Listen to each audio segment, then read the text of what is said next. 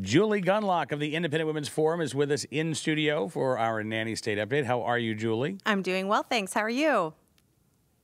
I am fantastic. And, you know, I'm thinking maybe the era of the Nanny State is over because I saw for the first time in I don't know how long a pro-smoking column in the Washington Post. Let the guy have a cigarette already. Now, the guy we're talking about is President Barack Obama. I don't know if this applies to you or me or anybody else who might be a smoker, but at least one columnist for the Washington Post says, listen, let the president have a cigarette. It's okay.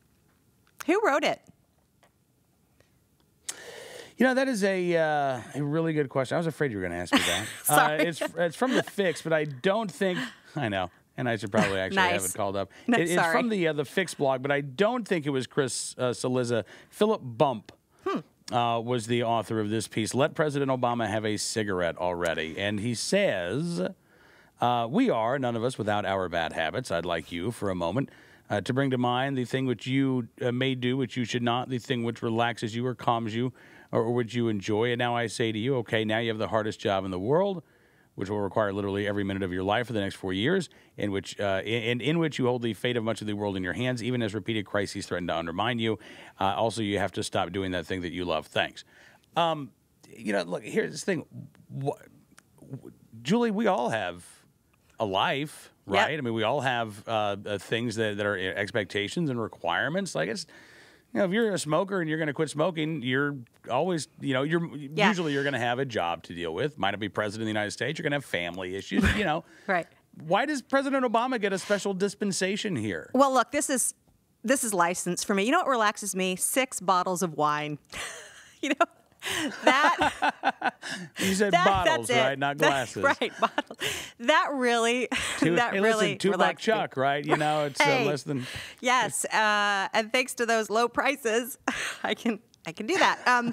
Anyway, so that relaxes me, but I have children and responsibilities, and I can't. But again, this kind of commentary really reveals, I think, and I don't know about this guy. I don't know what his politics are, but it really is sort of the general thinking of a lot of liberals that the Obamas, Hillary Clinton, Bill Clinton, many other liberal politicians are exempt from the rules that all of us have to follow, and the rules that many liberals set for us. For instance, you know, all the reforms to the school lunch programs, telling parents that they shouldn't pack their child a lunch, and all of these regulations, taxes on soda, soda size requirements, certain bans on toys and Happy Meals because you might attract a child to get a toy meal or a Happy Meal, bans on sodas, and bans on certain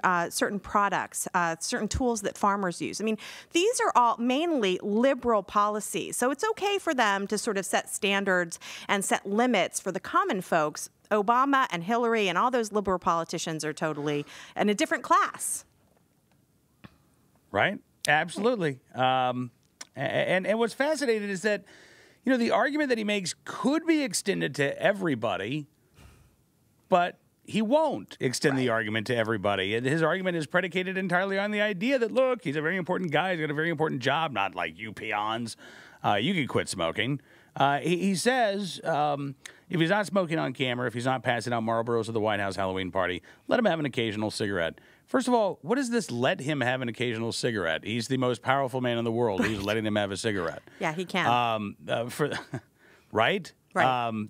For those of you tempted to email me, he says, a lengthy harangue about how irresponsible that attitude is, feel free. Please include your own personal bad habit and what your plan is to kick it. Well, the problem is that, look, it's not just our own personal plans. We have Barack Obama who has plans for us to kick our bad habits, right? Michael Bloomberg has lots of plans to help us with our bad habits. Right. So, you know, if we're going to cut President Obama some slack, why don't they cut us some slack? Yeah, you know, you Julie? also... I'm perfectly willing to... And here's the thing. I'm perfectly willing to cut President Obama some slack.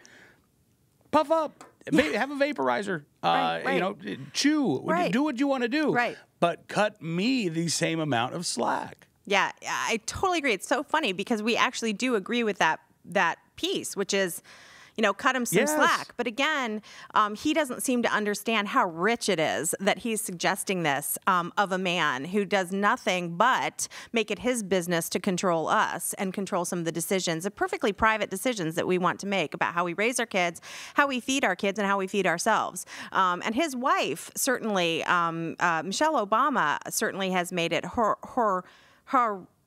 whole reason debt for being in the White House is controlling how our children eat and making us feel bad about occasional decisions to have a snack that we might make. So yeah, the piece I'm sure is certainly missing that element, which would make it a little bit more palatable to people reading it.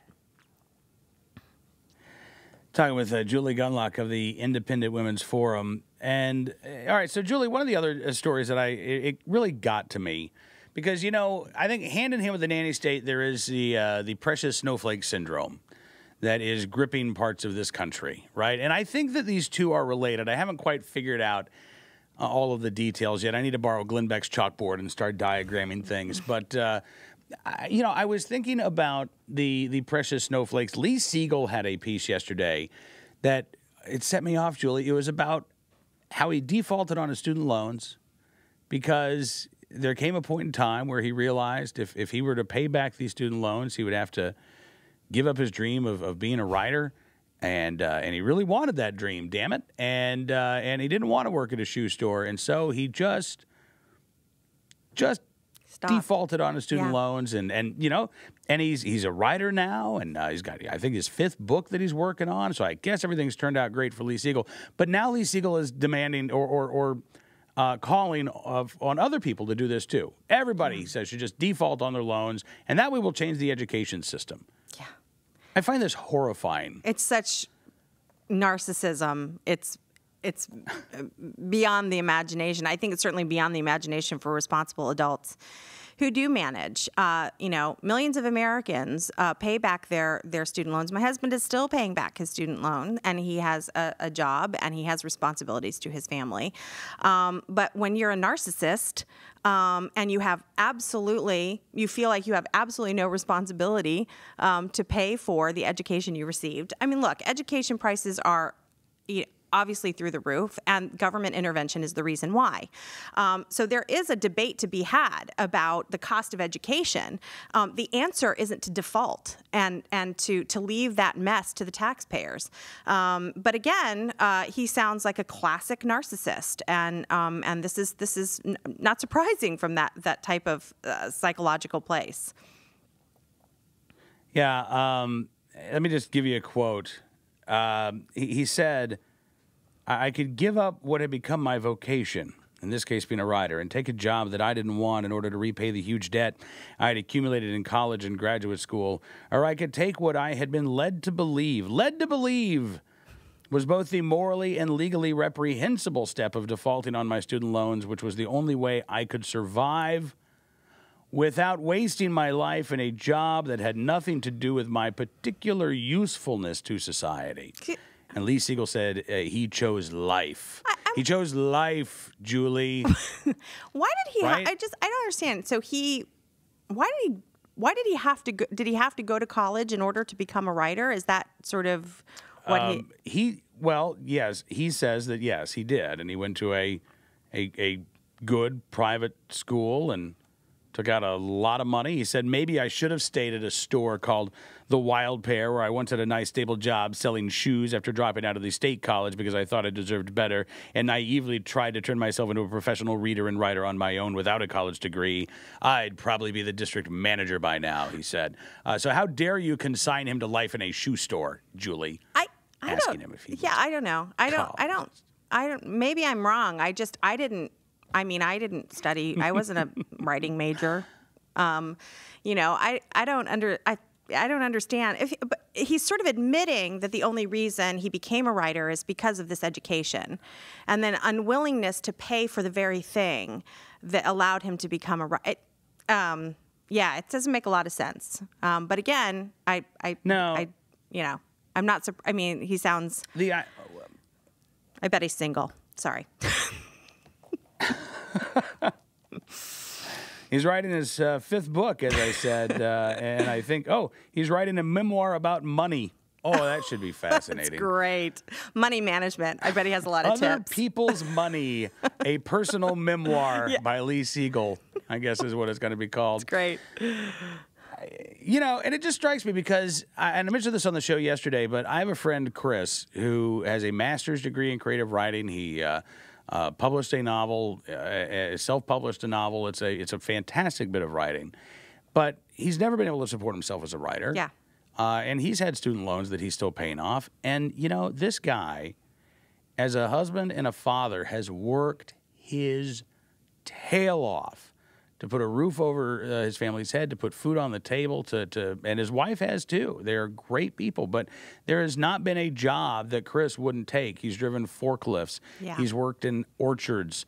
He's working as a mailman right now. Yeah. And I've never, it just, to know somebody like that, who also really values the written word and who really thinks, and who really genuinely is a great writer, who didn't bail on his obligations. Right.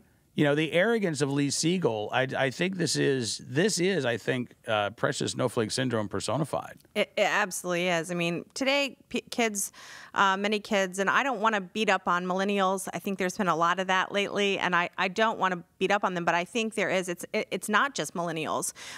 It's sort of a crisis where there's a number of people of all generations who think that they don't need to work for what they get. I mean, I've made sacrifices myself in my career for to have kids and to be available to them, and that's the life that I chose, and I'm happy with it. Yeah, and by the way, Lee Siegel is no millennial. Okay. I just want. But I'm saying he's 57. But I think you're right. But he represents a kind of arrogance that we see in millennials today, and now obviously among other generations. But again, I think it's become endemic. It's become a real problem for everyone in this country, that they think that they are sort of entitled. It's the entitlement mentality where people think that they don't need to work or sacrifice, and also success has to come immediately.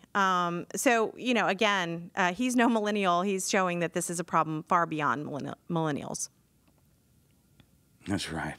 Julie, listen, I appreciate you coming in the studio. It's good talking to you. Enjoy the summer break, right? It's begun? It has begun. Thanks for having me.